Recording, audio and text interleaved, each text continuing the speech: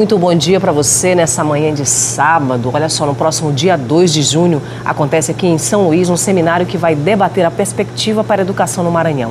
O debate surge no momento de transição, quando o novo ensino médio é implantado nas escolas e após esse cenário que todo mundo passou, de pandemia, quando os estudantes voltam a ter aulas presenciais. Para debater o assunto, eu recebo aqui no estúdio do programa Em Alta, professor e deputado federal Gastão Vieira. Seja bem-vindo, deputado. Prazer é meu.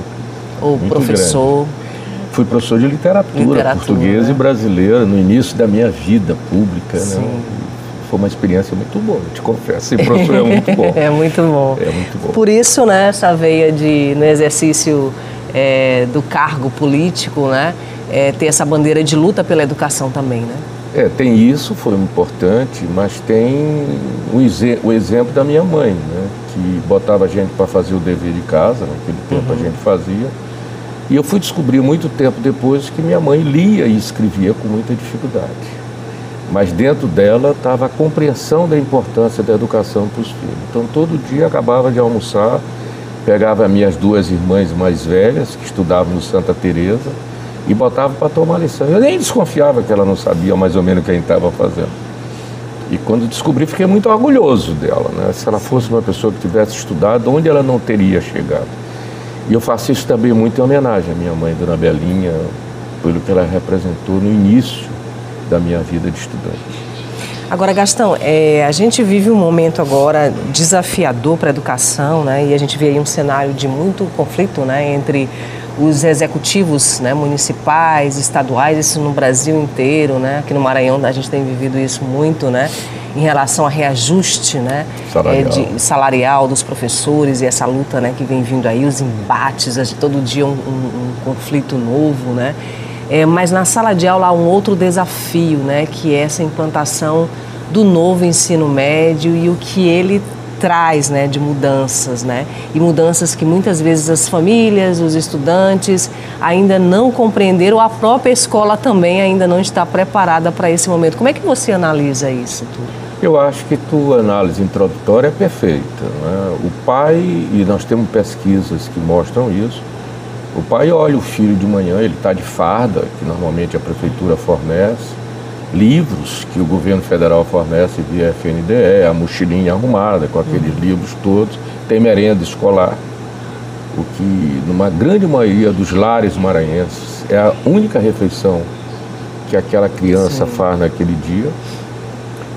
Mas quando você olha para aquele aluno e diz assim, qual é o futuro que ele tem? De crescer na vida, de ter uma profissão, de conseguir terminar um curso superior, é extremamente baixa.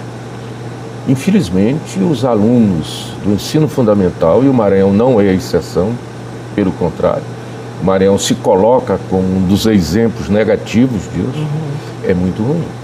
As crianças estão na escola, chegando no 5º, no 6º ano, não sabem ler corretamente, escrevem muito mal e o que é mais grave, não tem a compreensão daquilo que estão lendo e para poder falar sobre aquilo. Sim. Por outro lado, as pesquisas mostram que o nosso mercado está cada dia mais exigente. Quem não tem nível superior está ferrado. Hoje o mercado está dominado por pessoas que só têm o ensino fundamental completo, ou ensino fundamental incompleto, ou o ensino médio incompleto. Esses ganham igual. A diferença de salário é quem consegue chegar no nível superior. Portanto, é um enorme desafio que nós temos no Brasil, que tem sido negligenciado. Não piorou agora, não vamos entrar nesse campo, já vinha ruim. E a pandemia, ao tirar o aluno da sala de aula, ao deixá-lo 2 anos fora, e eu te digo assim, com tristeza, as aulas não retornaram ainda normalmente na maioria dos lugares. Sim. Esse ensino à distância, enfim, isso não existiu. Isso foi uma enrolação para os alunos. Os professores não foram treinados para isso. Eles não estavam preparados, eles estão preparados por carinho. E nem tiveram tempo de se reinventar, de se preparar, porque foi tudo muito rápido. A pandemia chegou como um terror, para todo mundo. E eu acho até que os professores fizeram muito. Improvisaram um celular como instrumento de fazer um ensino não presencial. E não é nada disso. Uma coisa é uma coisa, outra coisa é outra coisa. Então, as primeiras avaliações mostram números muito tristes. Quem sabia um pouco desaprendeu, quem sabia muito passou a saber pouco, e principalmente nas crianças pequenas que estão na alfabetização, que precisam de um apoio de uma outra pessoa para poder se alfabetizar, aí foi um desastre. Por quê?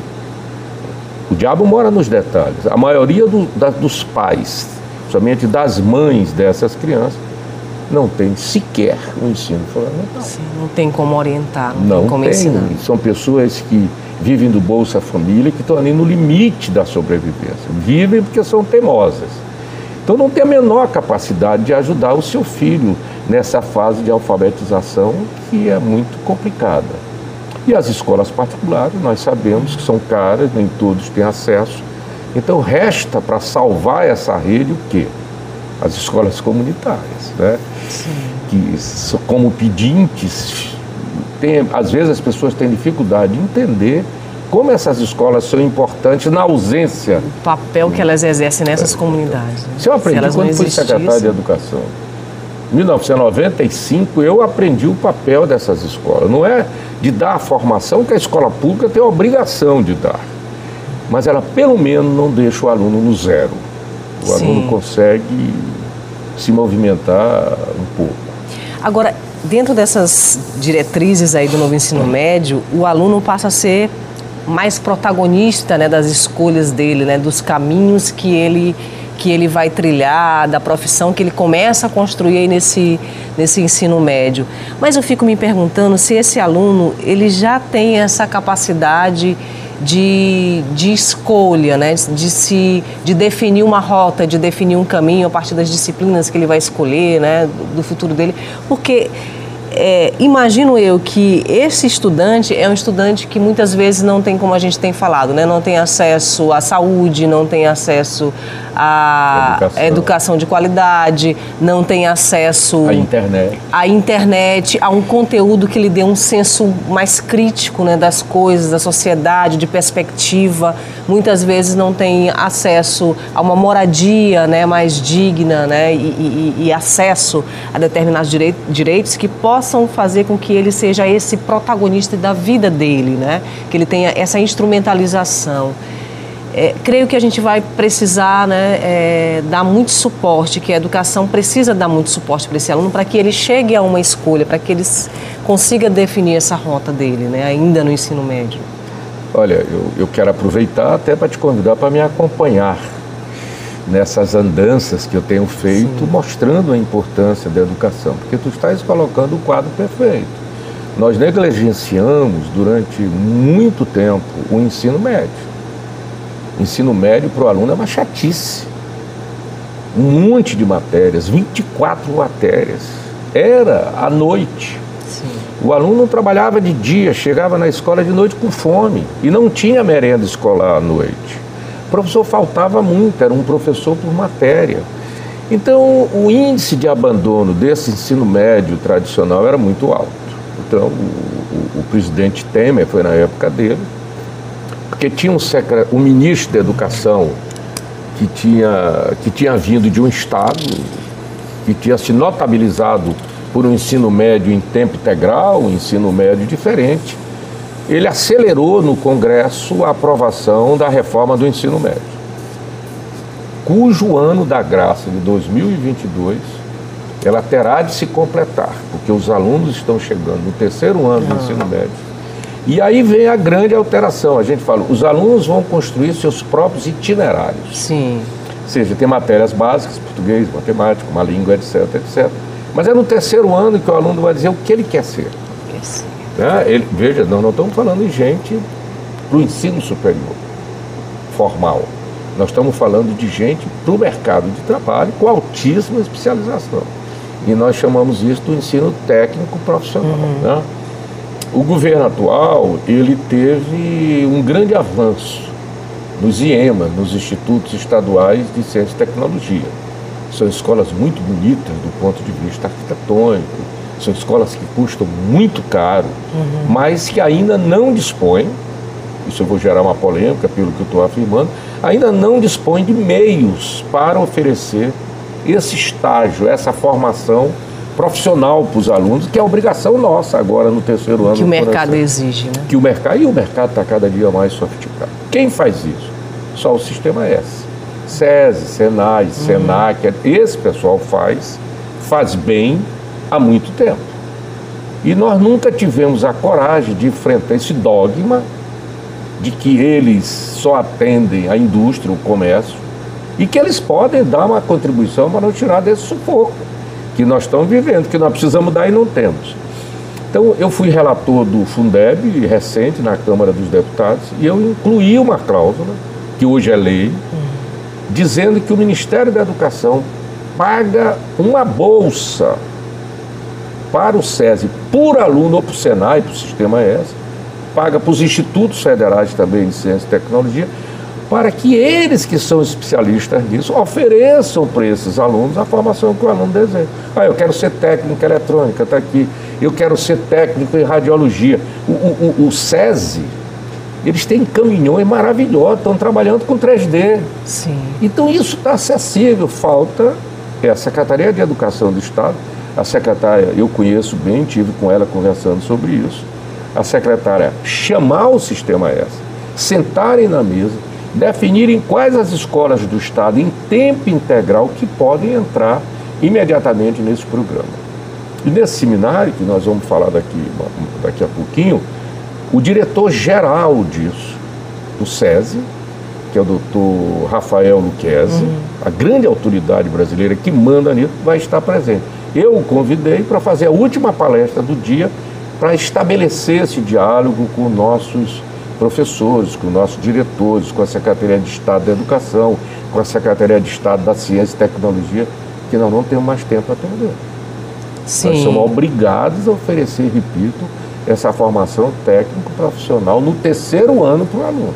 É possível acontecer esse diálogo, essa troca, Gastão, entre o executivo, né, entre os gestores da educação pública, né, e o Sistema S? É possível fazer essa simbiose aí? Claro, qual a dificuldade? Quem pagava a conta? Então, algumas pessoas que tinham posição ideológica mais de raiz diziam que nós íamos dar dinheiro para o Sistema S, que já era muito rico. Sim. E o Sistema S dizia, olha, eu estou formando o meu pessoal, o pessoal do comércio, o pessoal da indústria, que também está errado. Né? Eles têm de formar porque recebem recursos do governo brasileiro volumosos, que é para formar a população como um todo, não apenas o pessoal do sistema deles. Faltava quem pagasse. E aparece o Fundeb, que vai pagar o estudo desse aluno. Para o aluno, e fazendo quase que uma dupla matrícula para o Sistema S. Então, quem vai pagar é o Ministério da Educação. Portanto, eu não vejo nenhum obstáculo, a não ser um preconceito, que a gente vive muito de preconceito, não sei o quê. Quando nós estamos numa fase acelerada de vida, de perda, nós estamos perdendo muitas coisas. Nós não precisamos perder tempo com discussões que às vezes não servem para muita coisa. Porque, infelizmente, em todo canto tem isso, mas, sobretudo, o corpo técnico, né, da gestão pública da educação, às vezes tem integrantes ainda com uma mentalidade muito mais tradicional, e isso precisa ser rompido, né, para a gente olhar para frente, para ver essas experiências que estão dando certo, né, e trazer um pouquinho, né, e fazer essa mistura, que eu acho que essa mistura pode dar certo, e se chegar, né, uma fórmula, né, que funcione, né, para esse aluno. Eu acho que esse é o melhor caminho, porque eu sempre o fiz. Eu lembro que, como deputado, eu trazia os técnicos do MEC para São Luís, reuni os prefeitos eleitos com os seus secretários de educação para o pessoal do MEC dizer para eles o que estava disponível no MEC para esse pessoal. Eu fiz 2 reuniões grandes dessa lá no Sesc do Olho d'Água, né? Aí o pessoal vinha, saía entusiasmado, voltava para os seus municípios, aí encontrava todo tipo de dificuldade.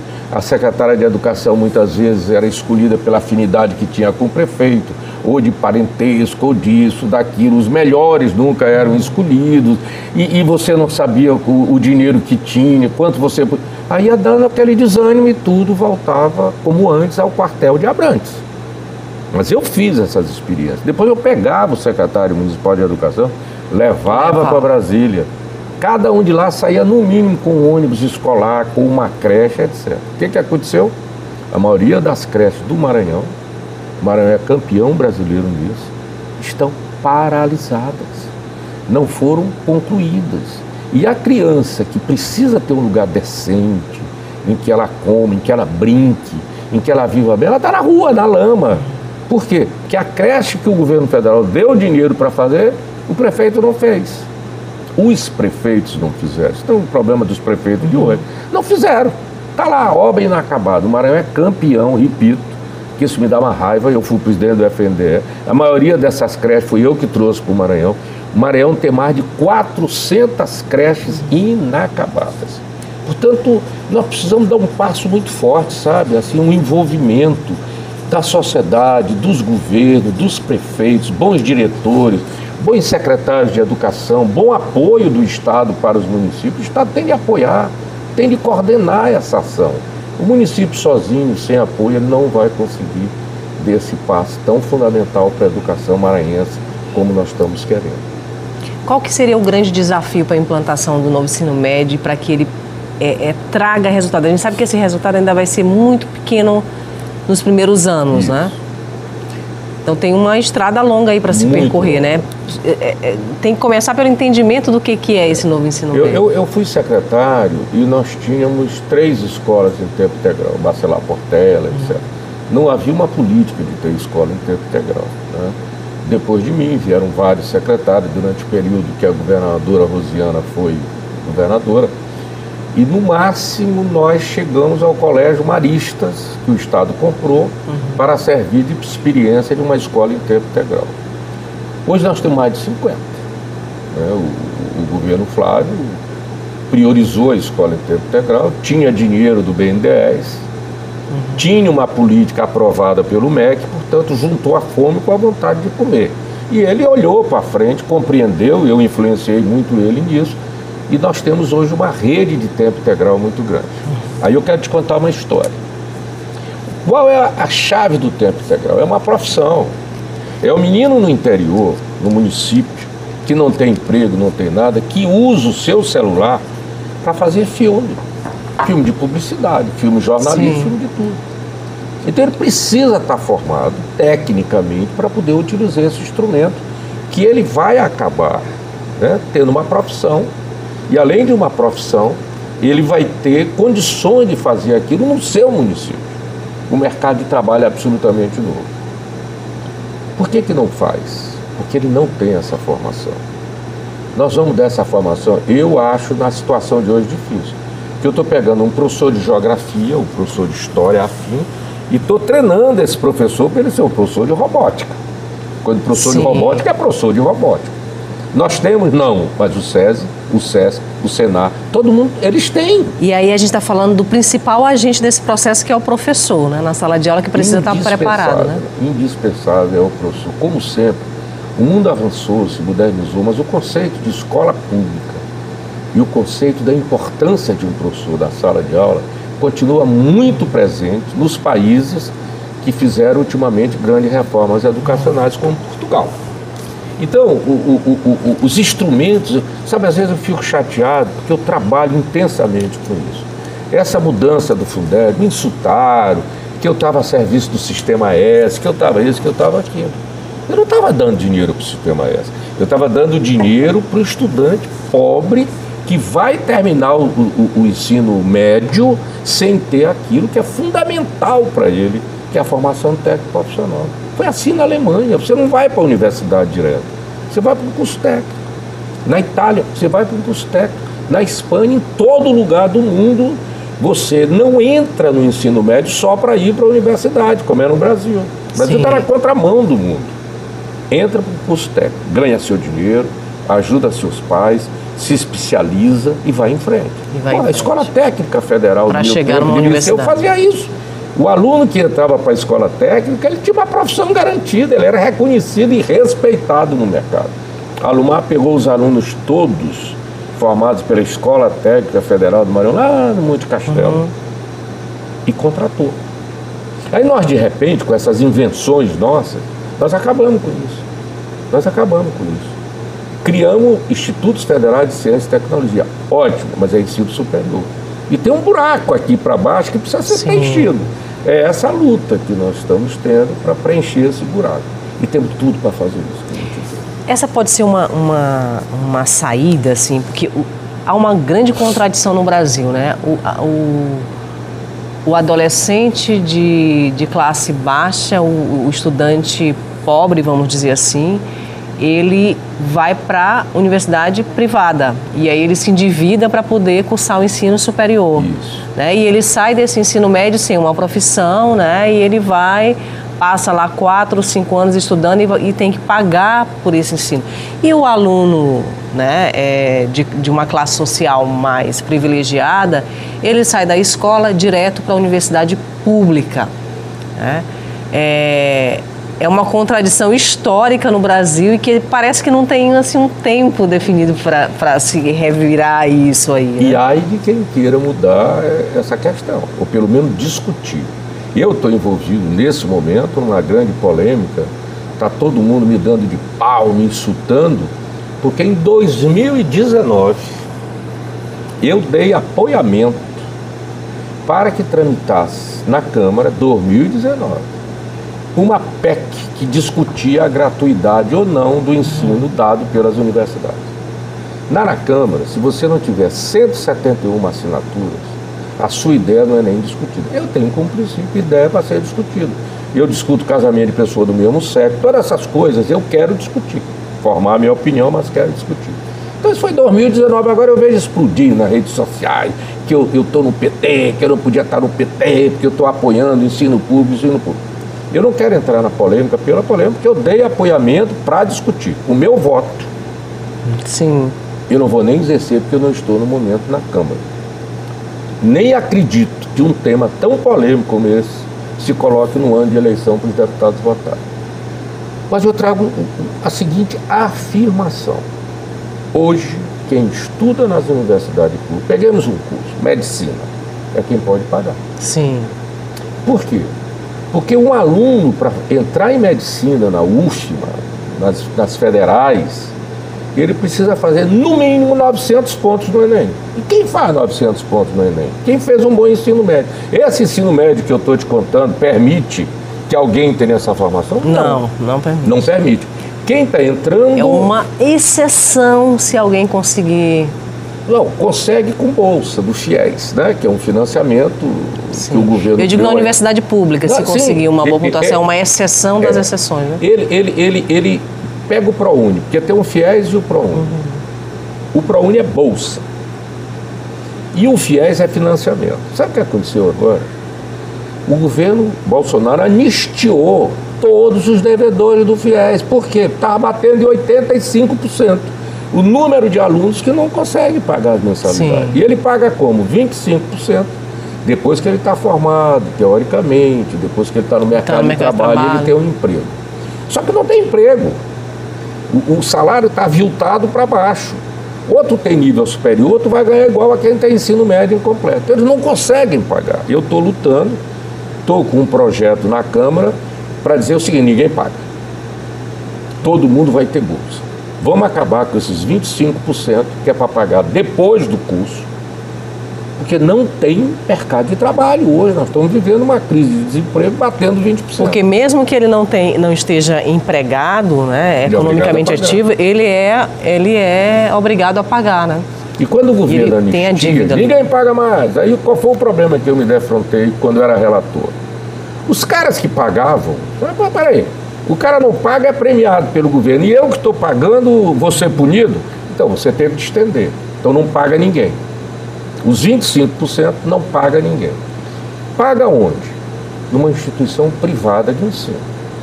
Por razões que eu gostaria muito de esclarecer, você tem uma mensalidade numa escola particular de medicina, no mínimo de R$10 mil por mês. Exatamente.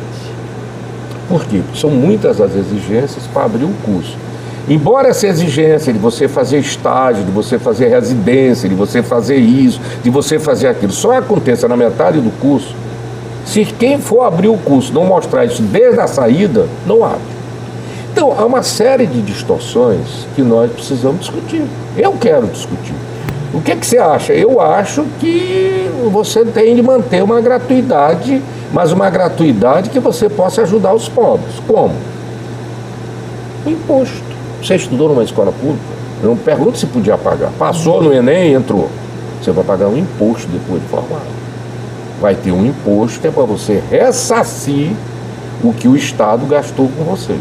E com o dinheiro desse imposto, eu financiar quem não pode pagar para estudar também numa universidade pública. Mas ninguém que está me batendo é por isso. Está batendo para você. Eu não posso aprovar, eu nem aprovei coisa nenhuma. Eu não posso apoiar uma ideia que vai contra o povo. Que povo?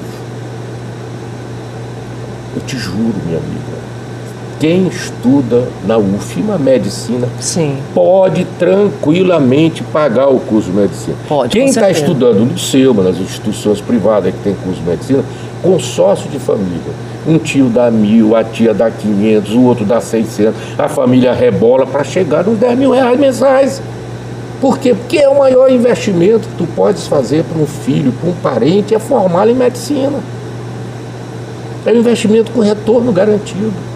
Quer ele fique na capital, que todo mundo sonha, ficar na capital, tá status e tal, quer ele vá para o interior ganhar no plantão. O salário inicial é 10.000, o piso de um professor é 3.800. Então, por que não se vai discutir isso? Eu não quero polêmica agora. Eu acho que o mais importante agora é nós conseguirmos chegar nessas eleições, ganhá-la no primeiro turno, para evitar toda a polêmica que vai vir por aí. Eu não quero entrar nessa polêmica, vou ficar quieto. Mas eu quero discutir isso. Se eu tiver a graça de voltar para o Congresso pela mão do povo maranhense, eu quero discutir aborto, eu quero discutir casamento de pessoas do mesmo sexo, eu quero discutir gratuidade, eu quero discutir um monte de coisa. Não adianta eu meter minha cabeça no chão com uma avestruz, precisamos discutir. Né? Então, mas eu estou apanhando. Rede social está me metendo sarrafo aí por causa disso. Bom, a gente vai para um rápido intervalo comercial, Gastão, e a gente volta para falar sobre o seminário que vai acontecer dia 2 e que vai discutir essas perspectivas aí da educação. É um instante só. De volta com um programa em alta, com bate-papo aqui com Gastão Vieira, nosso convidado desse sábado. Gastão, você está inventando aí, né, um outro evento, né? Para a educação, para discutir educação nesse ano que é um ano extremamente emblemático, de muita disputa eleitoral, né, uma disputa extremamente acirrada, tanto no âmbito nacional, né, quanto estadual, e colocar essa pauta, né, a pauta da educação é muito importante, porque até agora eu não vi muita gente falando, né, sobre esse assunto não. Então as perspectivas da educação serão discutidas em um seminário que acontece dia 2 de junho aqui em São Luís. Fala um pouquinho para a gente. Olha, o seminário acontece no dia 2 de junho, graças à colaboração da UNDB, do Dom Bosco, da universidade. Eles nos cederam um auditório e as suas instalações para que a gente faça o seminário lá. A Confederação Nacional do Comércio colocou o Instituto IDADOS, que trabalha para eles, principalmente em pesquisa de mercado, sobre profissões, etc., para fazer uma pesquisa qualitativa sobre o que o maranhense pensa da educação que seu filho recebe. É a primeira vez que se faz uma pesquisa qualitativa. Sim. Que é para saber o que as pessoas pensam, né? Ai, eu tenho até medo da resposta. Olha, eu não sei, vai ser surpreendente.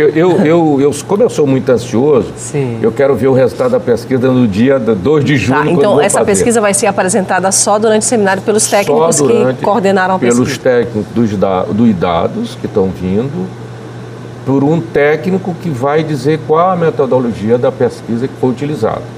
Pelo telefone, quantas pessoas, 300, quem foi presencial, quem deu depoimento, tudo isso nós vamos saber. Mas nós vamos ter um retrato absolutamente atual e até inédito do que a sociedade maranhense, capital, interior, aqui Vale São Luís, Vale o menor município, Afonso Cunha, não sei, Vale tudo, sobre educação. Esse é um ponto. O segundo ponto, tem o professor João Batista Oliveira, que eu conheci através da governadora Rosiana já em 95. Ele redigiu o plano de governo para a educação da governadora Rosiana, e na conversa com os técnicos, a convenceu de que eu seria a pessoa melhor para executar aquele plano, e eu fui secretário dela com relação a isso. Então é uma pessoa que conhece profundamente o Maranhão, a educação do Maranhão, os avanços, as dificuldades. Nós trabalhamos aqui com aceleração de estudo, depois trabalhamos com o programa Alfabeto, enfim, para te dar um resumo, o que acabou acontecendo no Ceará começou no Maranhão. Sobral nasce aqui no Maranhão, com a experiência que nós tivemos com esses programas. Então o professor João Batista, e eu gosto muito dele porque ele é crítico, ele é sarcástico, ele é duro nas cobranças, né? Então ele faz o miolo da apresentação total, que é como está as experiências que deram certo, as experiências que não deram certo, quais as principais dificuldades que nós temos para melhorar a educação do Maranhão. Eu presumo, e vou te antecipar, o meu entendimento, vai vir um quadro aí muito ruim, em que vai exigir um esforço, uma união do Estado, com os municípios, com a Undime, com a FAMEM, com as instituições públicas de ensino, um esforço coletivo para a gente poder melhorar essa situação a curto prazo. Porque eu tenho certeza que ela se agravou muito durante a pandemia, agravou mesmo. Então uma ideia, olha, 60% dos alunos do ensino médio abandonaram a escola e não pretendem voltar. Tanto que eu apresentei agora não, faz 2 anos na Câmara, com a deputada Tabata Amaral, um projeto que objetiva dar R$300 no primeiro ano do ensino médio, R$400 no segundo ano do ensino médio e R$500 no terceiro ano do ensino médio, na conta de cada aluno que estiver matriculado na rede pública de ensino médio. Frequentando, que não deu surra na mãe, não deu no pai, não brigou na rua, não fumou maconha. Enfim, o aluno que tem um comportamento será premiado. No final dos 3 anos ele vai lá, saca esse dinheiro, abre um negócio, ou vai fazer uma pós-graduação em outro lugar com essa poupança. Isso é uma maneira que nós encontramos de incentivar esse aluno para a importância dele estudar. Ele está completamente desencantado. Eu diria desalentado, né? Desalentado, porque ele já trabalha para ajudar o pai e a mãe. Ele já trabalha. Só que ele às vezes trabalha com o pai, segue a profissão do pai. Por quê? Porque a escola de ensino médio agora está obrigada a dar para ele uma formação. Sim. Mas como isso não existe ainda, quem dá é o pai. Sou marceneiro, aprendo com meu pai. Sou eletricista, aprendo com meu pai. Sou mecânico, aprendo com meu pai, etc. Então esse é o desafio. E aí a última palestra do dia será exatamente com o Dr. Rafael Luquezes, que é o do homem do Senai, do SESI, que vai dizer para nós o que o SESI, o que o sistema S, ele vai falar pelo SESI, poderá fazer com essa bolsa do Fundeb que eu coloquei no relatório, foi aprovado e que está à disposição. Então, essa é a palestra que eu estou mais curioso, de saber como é que a gente vai sensibilizar as pessoas, os jovens, o poder público, para ele comprar uma coisa que está pronta, é só envelopar e entregar. Hoje, a gente dá muito um curso que a gente chama FIP, que é um curso de 190 horas. É um curso para consertar celular, consertar televisão, consertar isso, consertar aquilo. É o maior sucesso, minha amiga, no interior do estado. Nós temos fila de jovens querendo fazer esses cursos.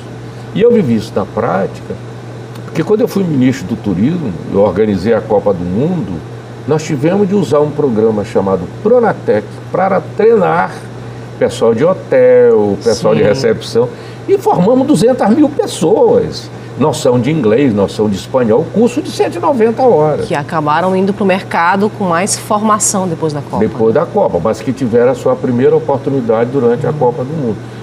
Foi um êxito, eu acho que foi. Eu não tenho muita informação de depois, mas eu creio que no momento foi a saída que nós tivemos. Então, formar as pessoas é algo fundamental. O Brasil é o único país do mundo que o jovem quer ir para a universidade. Só ir para a universidade. É bom deixar claro o que eu estou dizendo. Nos outros países, primeiro ele vai para o mercado. Ele ganha o dinheiro dele.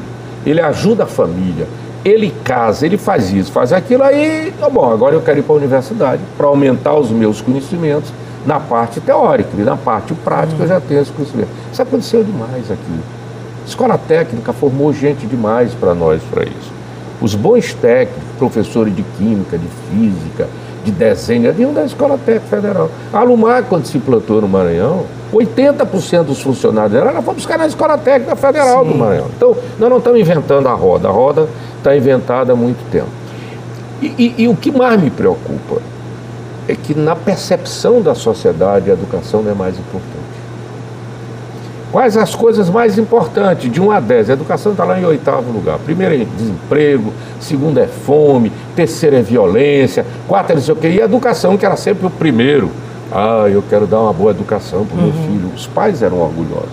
Eu não tenho nada, mas eu tenho uma boa educação para o meu filho. E era verdade. Era verdade. Eu estudei no liceu. Sim. Para o liceu iam os melhores alunos. Quem não era um aluno tão bom quanto esse é que ia para o marista, que ia para colégio particular. Quem era bom ia para o liceu. Porque era extremamente disputado, né? A entrada ali naquela escola, né? Eu lembro que 5 colegas meus de turma passaram no vestibular mais difícil que tinha naquele tempo, que era das Forças Armadas.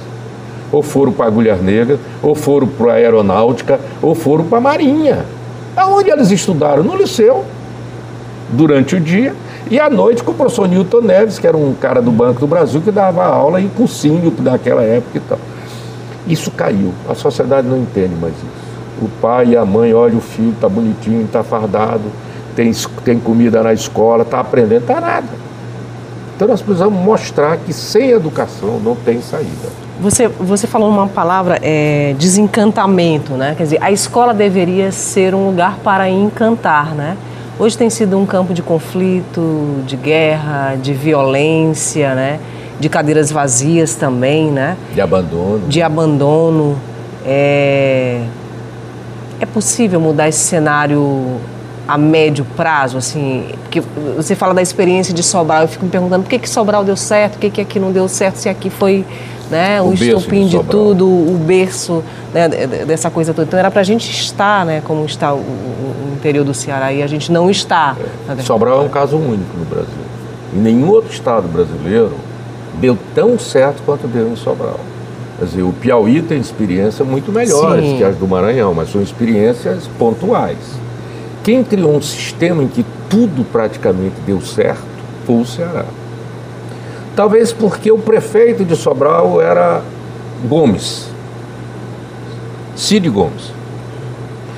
O governador do estado era Gomes, era o Ciro Gomes. A secretária de Educação era Gomes, era um irmão deles. E eles pegaram o dinheiro do ICMS e destinaram aquilo que davam para o município, tiraram 5% para premiar os prefeitos que quisessem entrar naquela luta. Então, quem queria melhorar a educação lá no Ceará passou a ganhar um percentual a mais de dinheiro. Isso foi um grande incentivo, né? E nós nunca tivemos isso aqui, quer dizer, nós nunca conseguimos juntar numa mesma mesa, mas vamos ter que fazer. Eu fico impressionado quando eu vejo os candidatos a governador, são todos meus amigos, convivo com todos eles, ninguém fala em educação. A pandemia está indo embora como um tema de discussão, mas a educação não está entrando no lugar. E se você olhar quem morreu com Covid e comparar com quem parou de aprender como se mortos fossem, o da educação era muito maior o prejuízo do que houve no Covid. Agora, Gastão, essa pesquisa, ela deve mostrar, porque a gente tem um Maranhão e a gente tem vários estados dentro desse Maranhão, né? Dessas realidades diferentes que apontam aí para dados sociais muito tristes, por exemplo, maior exportador de mão de obra escrava, um dos primeiros em conflito de terra, né? A gente foi destaque nacional agora porque existia um leilão de um quilombo no Maranhão, ou seja, não era mais de escravos como no tempo da escravidão, mas de um quilombo tipo de escravo, né? Inteiro, né? Quer dizer, essas coisas ainda acontecem no Maranhão, pasmem, né? E todas as comunidades aí, pessoas que estão sobre a égide aí de um marco legal muito, né, bem definido, né, mas que esse marco legal na prática não funciona. Isso impacta, né, a questão da educação. Então esse Maranhão de tantos estados aí, né, de tão extenso, né, de tanta disparidade, deve aparecer números aí bem mais bem interessantes, mais tristes, né, para determinadas regiões aí do estado, né? Nós estamos 50 anos atrasados com relação a Santa Catarina. Ou seja, o Maranhão, se nada for feito, nem aqui, nem em Santa Catarina, nós vamos levar 50 anos para atingirmos o que Santa Catarina é hoje. Tem hoje. Aí você começa a estudar por quê. Você vai ver que Santa Catarina nunca teve grandes propriedades de terra. Eram pequenos núcleos de terras ocupados basicamente por uma mão de obra europeia, né, que veio da Europa, veio da Itália, veio de vários países, da Espanha, da Alemanha principalmente, e se colocou em Santa Catarina. O nosso processo de formação econômica, ele se deu em grandes propriedades. Aqui o rei de Portugal dava a companhia donatária, por exemplo, pega Guimarães, que é o lugar da minha terra. Você pegava Guimarães, Alcântara, Cururupu, tudo que tem ali você dava para um único homem. Os portugueses fizeram coisa ótima. Eles trouxeram a melhor tecnologia de engenho, de produzir açúcar, cana e tal. Mas aquilo tinha 3, 4, 5. E o resto ficava abandonado. Quando os escravos foram libertados, esses escravos passaram a morar junto com seus patrões. Existe uma convicção que escravo era só para ser maltratado. Escravo era capital. O cara gastava dinheiro. Né? Então o cara não ia gastar o capital dele propositadamente. É claro que tinha uma relação de mando, que era muito dura, era muito violenta. Ou você me obedece, eu te racho a cara, pau, batiu, etc. Mas no geral, os escravos ficaram, os grandes quilombos, que tem lá na região de Mirinzal, etc. Flechal, Guimarães, como é o nome da cidade? É um município lindo, as mulheres têm uma dentadura linda, Cururupu, Aliança, etc. Mas eles ficaram, praticamente eles ficaram ali com seus patrões. Só que o patrão mandava o filho para São Luís para estudar, de São Luís ia para Portugal para estudar, e eles não tinham estudos. Ninguém se preocupava. Sabe, Dom Pedro dizia que a grande mágoa dele é que ele, descendente famoso da família de Bragança, não tinha conseguido erradicar o analfabetismo no Brasil. E, na Argentina, um general, que não tinha a formação dele, tinha conseguido fazer a revolução educacional da Argentina no fim do século retrasado. No fim de 1700, 1800, a Argentina já tinha feito a sua revolução educacional. E ele, Dom Pedro, tinha uma mágoa disso. Eu não consegui. Mas ele não conseguia por quê? Porque era muito conflituoso. Então, fulano é culpado, fulano é... Não, nós precisamos fazer um esforço para tirar o Maranhão do estado. Nós somos pobres. A metade da população do Maranhão vive hoje com menos de R$500. A outra metade, que dá a outra metade da metade, vive com um salário, um benefício de prestação continuada, com R$1.200. Quem sustenta hoje as famílias no Maranhão é o avô, com a aposentadoria rural dele. Então, isso é possível vencer? Com o quê? Com a educação. Nós tivemos a Lumar aqui, tivemos $1 bilhão de investimento. Mudou o quê? Mudou. Nós não tínhamos educação. As pessoas não sabiam compreender e aproveitar a oportunidade que estavam tendo. O grande obstáculo do desenvolvimento do Maranhão sempre foi a falta de uma educação continuada. Eu fui secretário e me orgulho do que eu fiz, mas não houve continuidade. Sim. Sabe, você é uma ilha aqui. Se nós nos juntarmos todos, essa é a minha luta, chamar todos os candidatos a governadores, está aqui o resultado da pesquisa, o resultado dos debates. Por favor, cada um de vocês aproveita. Olhem com atenção. Agora, passar batido e ninguém falar em educação, isso me parece o desastre mais absoluto. Vamos só fazer um intervalo e a gente volta já já. Na volta a gente vai comentar uma frasezinha que queria até pedir para a produção colocar aqui para a gente comentar aqui na volta. A principal tarefa da educação moderna não é somente alfabetizar, mas humanizar criaturas. É uma das minhas escritoras e poetisas também preferidas, Cecília Meirelles. Cecília Meirelles, nossa grande Cecília. Além de ter que, aliás, ontem eu coloquei lá no meu Instagram uma poesia dela muito linda, que se chama Motivo, onde ela fala, né, dessa nossa gana, né, de ser humano. Né? Cecília era uma mulher linda, bonita, ela de alma, de tudo. Exatamente. Todo, né? Mulher com aqueles olhos maravilhosos. A gente vai falar aqui um pouquinho de Cecília enquanto você toma uma água, um café aí, tá bom? Já, já. De volta com o programa Em Alta, com mais esse bate-papo aqui super interessante com o Gastão Vieira. A gente viaja, né, Gastão, aí nas palavras, nos assuntos, né? Esse seminário aí você fala que esse conteúdo todo que vai vir desse seminário, dessa pesquisa, você vai lá entregar nas mãos dos candidatos para que eles possam, né, fazer suas plataformas e olhar para isso com muito cuidado, né, com um olhar, né, muito crítico sobre esses dados aí, né? E eu consegui um financiamento pequeno, financiamento de 20 mil, de quem quis contribuir, que eu vou pegar esse material todo, vou jogar na internet.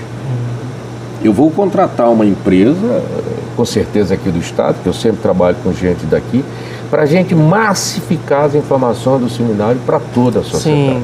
Para que a sociedade se envolva e passe a cobrar. Porque se ficar entre muros, intramuros ou entre muros, não adianta.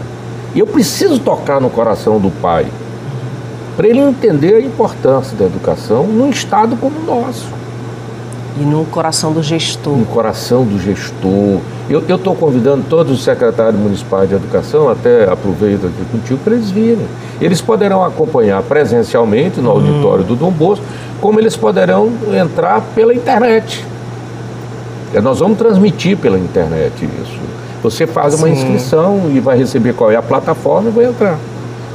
Eu estou com medo de o meu entusiasmo não atingir o coração das pessoas e ser mais um seminário. Eu queria que fosse um seminário com muita participação, que as pessoas entendessem que sem educação não tem salvação. Bom, a gente está aqui caminhando já, temos 8 minutinhos aí para a gente conversar, mas aí eu queria falar desse momento do Gastão Vieira, né, que tem como essa pauta, né, a questão da educação. E quando você fala assim, é impossível pensar em desenvolvimento, né, sem pensar na base, né, que é a educação. Eu também não vejo um Maranhão rico, não vejo um Maranhão próspero, não vejo uma zona rural do Maranhão com pessoas como as casas familiares rurais, né, que é um projeto maravilhoso, né, na prática, para que aquele jovem se fixe no campo e ele tenha a oportunidade de ficar lá e produzir trabalho e renda, né? Isso não acontece se não houver, né, essa revolução na educação, né? Você hoje está num partido que é o Partido dos Trabalhadores, né? Está confortável, Gastão? Como é que está esse momento aí de chegada no partido, né? Eu penso que é um momento desafiador de se colocar como alguém que tem uma história, né, e tem uma bandeira de luta e tem um posicionamento, né, político bem forte aí na Câmara Federal também. O PT, desde a sua criação, ele nasceu para ser um partido muito desafiador. Ele tinha várias instâncias, ele tem várias instâncias de discussão, ele tem aqueles que criaram o partido lá atrás. Eu não fui para o PT na sua formação, porque o meu partido era melhor do que o PT. Era o PMDB, era o MDB de Celso Furtado, de Maria da Conceição Tavares, de Severo Gomes, aqui no caso do Maranhão, de Renato Acha, enfim. Era o grande partido, né? Então, eu não tinha necessidade do PT. O MDB me bastava. Tanto que do nossa barriga nasceu o PSDB, que é um partido que infelizmente está se acabando. O PMDB também cometeu muitos erros, muitas coisas, mas eu vim para o MDB e nele fiquei até que a disputa da eleição para o Senado me fez sair do partido. O impeachment da Dilma, que eu achei que o PMDB agiu de forma deliberada para tirar a Dilma. Eu convivi com Dilma, eu sei que ela era uma mulher correta, foi a única pessoa no Brasil que não se misturou com a maneira de fazer política do Centrão, que sempre existiu, né? Mas, bom, é passado. O que eu quero te dizer é que o PT é um partido muito rico, eu respeito. Eu estou no PT com uma missão acima de tudo. Eu quero manter vivo aquilo pela qual eu lutei. Lutei nas diretas já, lutei pela eleição do Tancredo. Eu tive uma série de lutas que desembocaram na Constituinte de 88, que é o grande momento do Brasil democrático, então eu quero que isso continue. Ou seja, eu optei para ir para o lado que luta por isso também. Não é por outra razão, né? Intrinsecamente é por isso, apesar de Ao longo da minha vida eu ajudei muito o PT. Eu, como deputado do PMDB, eu votava mais com o PT do que propriamente. Ajudei as pessoas a compreenderem a carta dos brasileiros do Lula, que os petistas de raiz ficaram furiosos. O Lula botar o Meirelles, presidente do Banco Central, o Palocci, ministro. Mas se ele não fizesse aquilo... Alguns surtaram, né? Surtaram completamente. Então eu estou um pouco acostumado, acho que... Eu estou feliz lá, estou muito feliz. Isso é bom, né? Debater assuntos, de debater com eles, as coisas que são mitos, às vezes, né, que a gente precisa debater. Por exemplo, a minha última briga que eu vou comprar se conseguir voltar para a Câmara. Eu acho que o modelo de formação de professores que nós temos no Brasil está esgotado. Nós precisamos de um professor diferente, com uma formação mais plural, para ele entender uma sociedade plural como virou a sociedade brasileira. E às vezes eu exijo de um professor que ganha de piso R$ 3.800, que ele se transforme nesse professor plural. Então, eu amaria pegar essa transição, muitos estão se aposentando, o número de alunos brasileiros está diminuindo, a nossa população está envelhecendo, tem menos jovens do que velhos, do que idosos. Então vai aposentando, a gente vai trocando esse professor por uma coisa nova. Eu estou até com medo de falar nisso, porque se eu falar vai ser, vão dizer que eu estou querendo acabar com isso, com aquilo, eu não estou querendo nada. Eu vi Portugal fez isso. Portugal mudou, professor em Portugal hoje tem de saber estatística, tem de saber isso, tem de saber aquilo, tem de amar a escola pública e tem de entender o papel de uma escola pública. Então, a primeira grande mudança será mudar essa carreira de professor. Permitir que você é advogada, você é engenheiro, pode dar aula. Não é mais privativo só de quem faz pedagogia, não. Qualquer pessoa que tenha afinidade, tenha conhecimento e esteja devidamente preparada, ele pode dar aula. Por quê? Eu nunca tinha professor de física, de química, de matemática, de biologia, eu não tinha. Mas eu tinha um monte de estudantes de medicina que gostariam demais de dar uma boa aula de química, de física, de matemática, mas eu não podia contratar, porque não eram concursados. O que eu fazia? Eu driblava. Eu trazia onde eu não tinha professor, eu botava eles em sala de aula provisoriamente, eles ficavam, eu pagava, etc. e tal. Então são problemas, eu fui secretário em 95, faz tempo pra caramba, né? E os problemas continuam os mesmos. Bom, você tem casca dura já, né? Mas eu vai sou conseguir... muito sentimental, sabe? Assim, ainda me emociono muito, eu ando com essa situação do Brasil, essa situação de violência. Hoje, se eu pisar no pé de uma pessoa, eu tenho de pedir desculpa, senão ela me mata. Sim, nós estamos... Sabe, o cara entra... bem nesse mundo louco. Uma invasão de favela, os caras se acham do direito de matar 26 pessoas, 30 pessoas. Um garoto doido nos Estados Unidos sai de casa, mata a mãe, mata mais 12 pessoas, 2 professoras e 10 inocentes. Que mundo é esse? Essa semana eu vi um vídeo que, assim, não tem a localidade, mas que o estudante dentro da sala de aula, ele pega um balde de lixo e joga na professora que está de costa, né? Escrevendo no quadro. Quer dizer, essa é bem a realidade que a gente, que a gente tem hoje. Um mundo que ficou intolerante. Tem umas coisas que eu gosto muito, né? Que eu aprendi com o Drummond, eu sei que você gosta muito de Drummond. O importante é você não deixar o amor desaparecer do seu coração. Amor. Amor que as pessoas tiveram nos Estados Unidos quando mataram o Kennedy. 3 meses depois mataram o Luther King. 2 anos depois mataram o irmão de Kennedy, o Robert. E saíram matando as pessoas mais importantes. E a cena da morte de Robert Kennedy é uma coisa... O olhar dele de incompreensão daquele tiro que ele tinha levado. Sim. Então o mundo precisa estar mais tolerante, nós estamos muito raivosos, né? Isso não funciona. Gastão, estamos nos despedindo, se despeça e faça o convite aí para as pessoas que querem ir para o seminário dia 2. Em primeiro lugar, agradecer a você, esse é o melhor espaço que eu teria para divulgar o seminário. Segundo, esse seminário não usa dinheiro público, as pessoas que estão ajudando é porque compreendem a importância desse seminário. Terceiro, eu gostaria muito que os secretários municipais de educação dos diversos municípios viessem a São Luís no dia 2 assistir esse seminário. Os diretores de escola da rede municipal e estadual de São Luís dessem um pulo ali do Dom Bosco. É fácil você se inscrever e você vai ter acesso a todo o material depois que nós vamos disponibilizar. Eu estou jogando tudo nesse seminário, antes das eleições, há 4 meses antes. E eu espero que aquele auditório esteja cheio, não apenas de pessoas para ouvir, mas pessoas para amar esse movimento em defesa da educação maranhense. Gastão, muito obrigada. É sempre um grande prazer conversar com você. Muito obrigada, viu? Muito obrigado, digo eu, estou emocionado. Bom, eu queria deixar lá, produção, a frase lá que eu queria terminar o programa, né? Falando de educação também, né? Está feito o convite aí para o seminário dia 2, é claro que a gente vai estar lá cobrindo o seminário e trazendo para vocês detalhes desse seminário, né? Mas queria deixar essa frase aí para você. Educar é realizar a mais bela e complexa arte da inteligência. Educar é acreditar na vida e ter esperança no futuro, é Augusto Cury aí falando. Mas você também pode buscar a importância da educação, das palavras e do amor aqui que Gastão Vieira fala tanto, né? Em Carlos Drummond de Andrade, em Cecília Meirelles, né? Em tantos outros poetas e escritores aí do nosso Brasilzão, viu? É só assim que a gente lendo, né, e compreendendo essas falas e essas palavras, a gente consegue vencer vários mitos que estão sendo colocados aí pra gente, né, e que a gente precisa atravessá-los, viu? A gente vai ficando por aqui, volta no próximo final de semana com mais um programa em alta e mais um convidado em alta aqui pra você. Tchau, tchau, um ótimo final de semana pra você.